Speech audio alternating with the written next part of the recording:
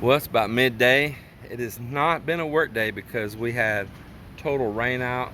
We got a little break in the clouds here right now, but not enough for the sun to really come out. It could just be a lull and the rain come right back again. The water's still super churned up out there too. Been a wet day. So we had sand hauled in, 3 loads right there, staging up for a very big pour. First off, I'm going to address 2 kinds of comments here. 2 kinds. I'm going to address the kind that are just nice, kind people. They're inquiring and asking a question in a very decent, nice, civilized manner. But they might have a concern. They might have a question about what we are doing, how we're doing it, and if we really got it right. But they say it in a very gentleman or ladylike fashion. So I'm going to address those kind, and I'm going to address some of the naysayers. Good luck, you doing it wrong. Yeah. So let's tackle a few things. So I had one commenter that was nice, not disrespectful, but asked concern about on my fence outside that we're preparing to repaint with epoxy paint, as well as I'm covering here the steel here in this grid. Said that seen some rust on the rebar and was wondering if that is a problem. So let's address that one right there. Let's address that then. Rust on the rebar. Well, of course, I wish there was nothing on the rebar. I wish it was brand new, super slick, shiny metal. But it's been a heck of a year. Heck of a year. When we were building this in March, we were rocking along fast. It was rocking and rolling. We didn't start it until probably mid-January, and we left mid-March. We had 2 months in, and that was doing earthwork, that was removing a big tree, everything. But let's stay about the steel. So COVID-19 hit, and we had to leave this island, or we would have been locked on this island, and we had huge financial responsibilities and some deals going on back in Texas that would have been a financial catastrophe for us. So we left. We had no choice. It took us 8 months to get back in here. 8 months plus quarantine time. We ended up with 8.5 months that the steel sat here by the salt. So what can you expect? All right, well, so let's address now the condition of the steel. Well, it's in pretty darn good shape. I was shocked. The guys come over, and let me show you what I had them doing while I was in Texas. So you see this steel here? Overall, it's not too bad, huh? Well, part of it, we put rust converter on it while I was in the USA. And some of it they had begun to put an epoxy primer on. Well, as they got to doing it and looking, a lot of the steel still had nice, shiny, fresh metal that the rust was only so thin, it was unreal. They realized they were wasting their time. The steel was still in great shape. The rust was so minimal, it was unbelievable. Must have been a good quality steel. Must have been a good rebar. And it remained that way. And the tie wires have stayed pretty darn good too. When we went to remove them, they're still tough, they're still strong. But we went ahead, and anywhere that we're pouring concrete, we're putting rust converter. But we're doing the rust converter also on the fence as well. It's a lot of like the same chemical that is used in Rust-Oleum paint. It's a chemical that will turn the rust around into almost turns it like from a rust to a primer. It's pretty good. If you don't know anything about it, if you're watching this video, apparently you got access to the internet, look up what rust converter is, and then you'll know a little bit more of what's going on here with that. Another gentleman, and I will say gentleman, asked very kindly about bend up bars. And here in this country, sometimes they'll call them a horse, okay? If we're putting bend up bars in the beams, or on these spans, like right across here, the span this beam through the center of a room here. And he asked, or is it required because it's such a short span? Well, we are putting them, and maybe you just can't see it on camera at a distance. I saw some people hit thumbs up on his comment. Maybe they were wondering the same thing, or maybe they're just like, hey, yeah, he don't have them. But you're wrong. It's hard to see these details in video, and you have no clue what all we do here constantly.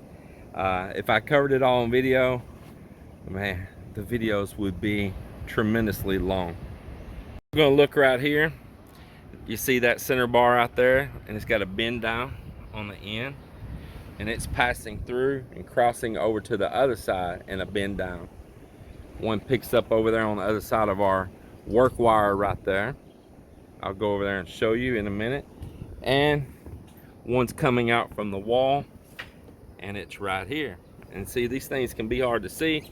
Maybe when you saw the beam in the air the other day, you assumed that they're not there. And then if you look down inside, there's the other one crossing across through the middle right there and meeting up where this one is. So you see, it is there. Absolutely there. Now, here we're on a different wall. This is going to be the backside wall along to the beach right here. And this is a beam here as well, you see. But there's no bend up bar. One in that one because it didn't need one. To be all honest, it probably didn't even need that beam. It probably didn't, because this is a cast in place concrete house, solid concrete. I'm trying to get this tarp so it stops flapping right here. This is not a post and fill. This is not a post beam and fill or post column and fill. That's where you put two columns or two posts and you put a beam across the top, and you come back and you hollow block fill a wall. And the wall has no structural integrity. It's just the wall. But in this house, the wall is different. The wall's structural. If it didn't have that beam there, the wall is structural. Move over away from those tarps flopping on my head right there. So as I was saying, the wall here is structural. So you have your column that goes down to the earth, to your footer down in there, and it comes up to about grade level, and then you have a tie beam that looks a lot like this grid right here.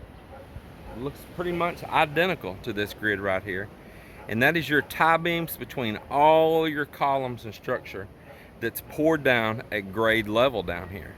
Okay, now those are tied and poured monolithic at the same time with your column coming up with your footer on the bottom, so they can take all of the load that's on top of them and transfer that load straight into your column or your post, if you want to call it a post, down to your footer and to the earth. Okay, being that this is a solid cast wall and it has amazing strength and integrity, it can carry a load. A hollow block wall cannot carry that load. Even though you're filling the core of it with some concrete and you're putting a little bit of rebar between it every once in a while and all, it is not the same as this. So the fact is, I did not have to have a lot of these beams right here, because the wall is a beam and it can take sheer load straight down. A cast in concrete, solid concrete wall that's tied down to your tie beam can take the full load. It can take a full shear load. I really did not need all of this formed up steel at the top of it.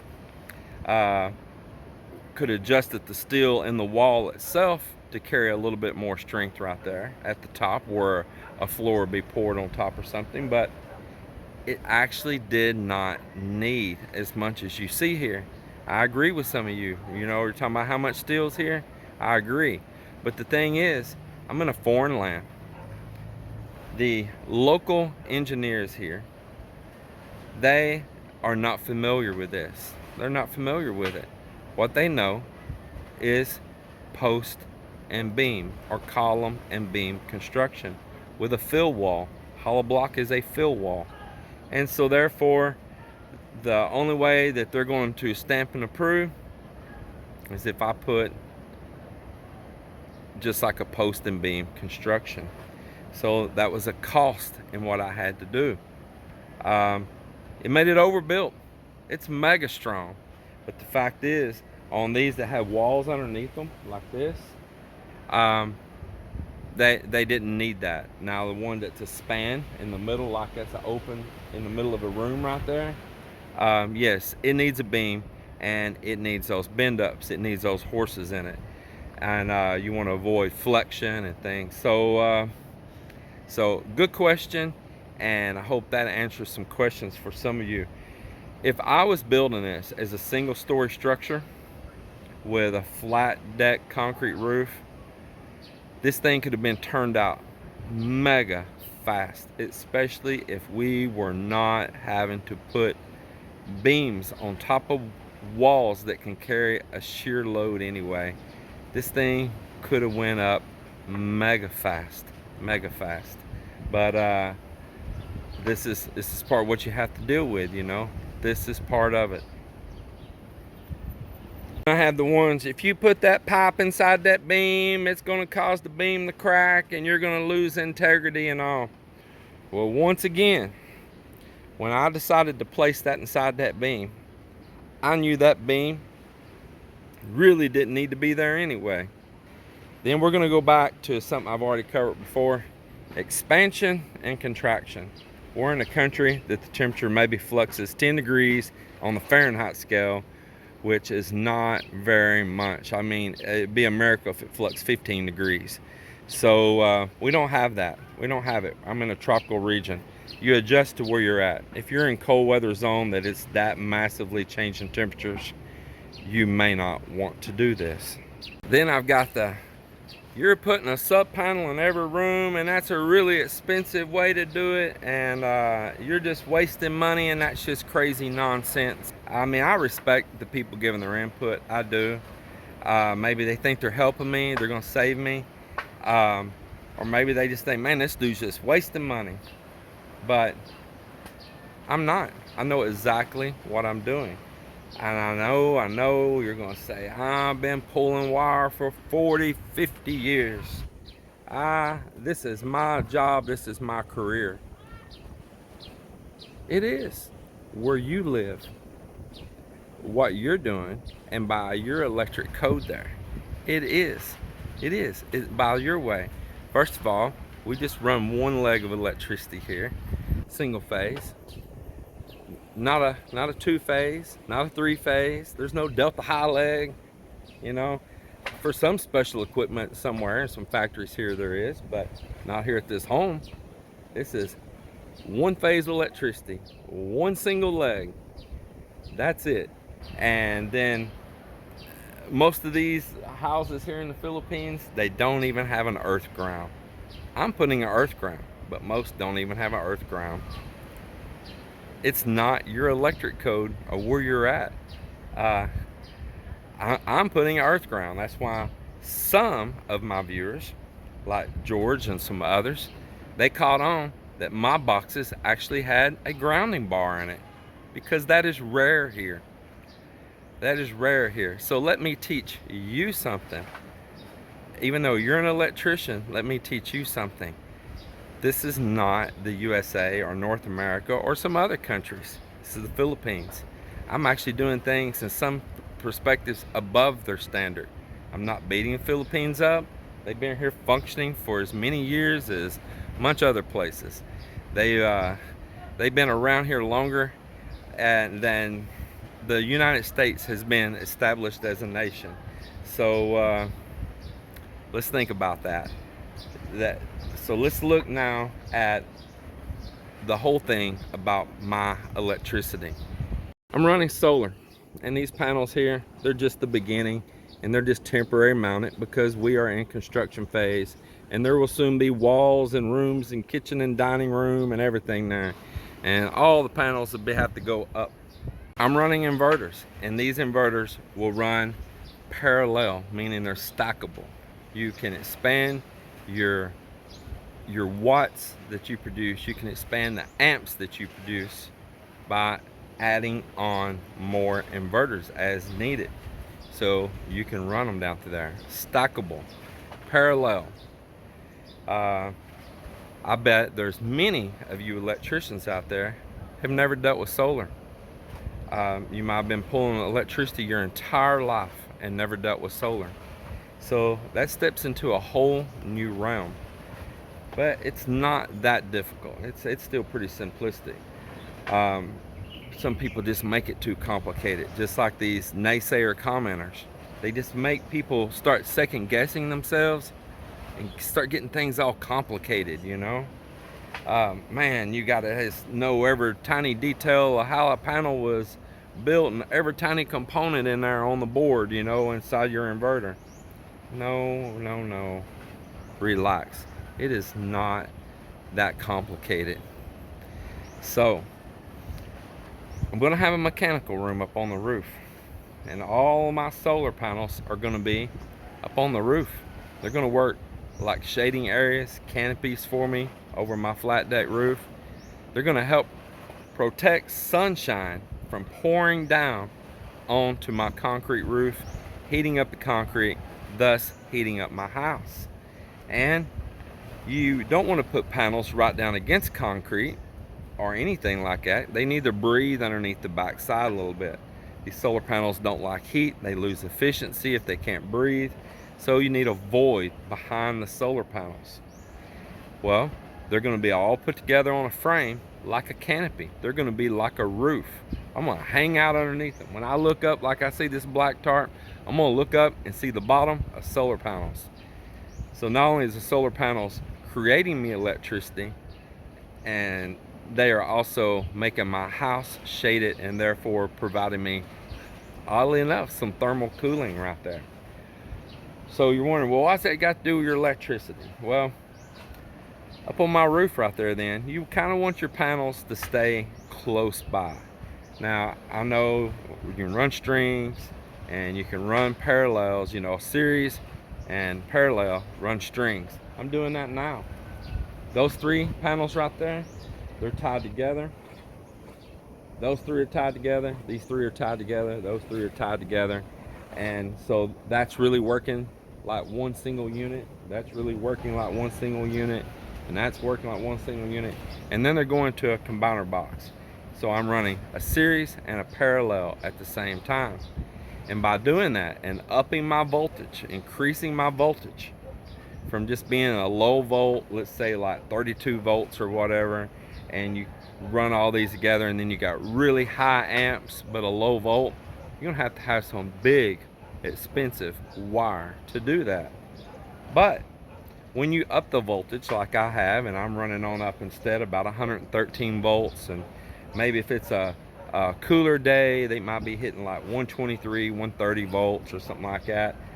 By doing that, now I can use a smaller wire because I ran my voltage way up and I've dropped my amperage way down. That's exactly what this country of the Philippines is doing over the entire country versus North America. North America, we're saying, man, you come here to the Philippines and look at that, they got that 14 gauge wire they're pulling that, you know, man, that should have a, you know, a 10 gauge on it or something. Yeah, on 110 voltage it should, but on 220 voltage it don't have to. And so you might come here as a foreigner from North America and you see these small wires and think, man, they're just cutting every corner they can. But it's because they can with this voltage. Welding with sunglasses right there. I made a video recently about that craziness of welding with sunglasses. And here's Mock over here at Melinda's mom welding with sunglasses. No matter what you try, they're not gonna listen.